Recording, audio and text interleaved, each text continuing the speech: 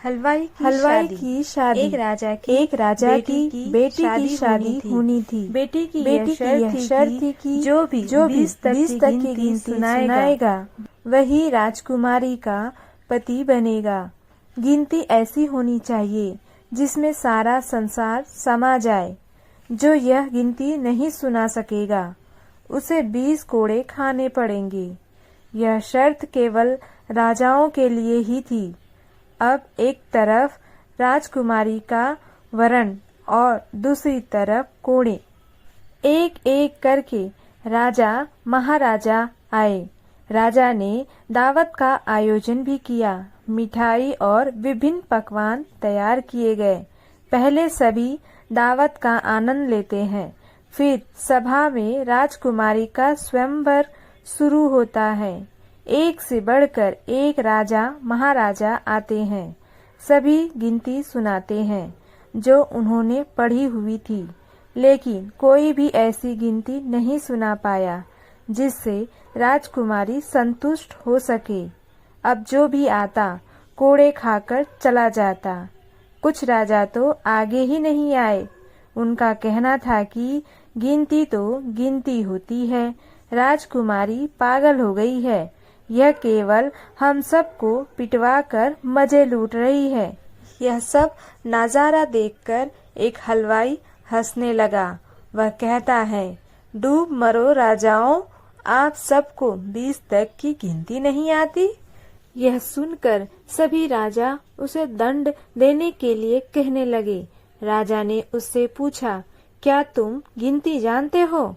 यदि जानते हो तो सुनाओ। हलवाई कहता है, हे राजन, यदि मैंने गिनती सुनाई तो क्या राजकुमारी मुझसे शादी करेगी? क्योंकि मैं आपके बराबर नहीं हूँ और यह स्वयंवर भी केवल राजाओं के लिए है, तो गिनती सुनाने से मुझे क्या फायदा? पास खड़ी राजकुमारी बोलती है, ठीक है, यदि तुम गिनती सुना सको तो मैं तुमसे शादी करूंगी, और यदि नहीं सुना सके तो तुम्हें मृत्यु दंड दिया जाएगा। सब देख रहे थे कि आज तो हलवाई की मौत तय है। हलवाई को गिनती बोलने के लिए कहा गया। राजा की आज्ञा लेकर हलवाई ने गिनती शुरू की। 1 भगवान, 2 पक्ष, 3 लोक, 4 युग, 5 पांडव, 6 शास्त्र, 7 वार, 8 खंड, 9 ग्रह, 10 दिशा, 11 रुद्र, 12 महीने, 13 रतन, 14 विद्या, 15 तिथि, 16 श्राद्ध, 17 वनस्पति, 18 पुराण, 19वीं तुम और 20वां मैं। सब लोग हक्के बक्के रह गए। राजकुमारी हलवाई से शादी कर लेती है।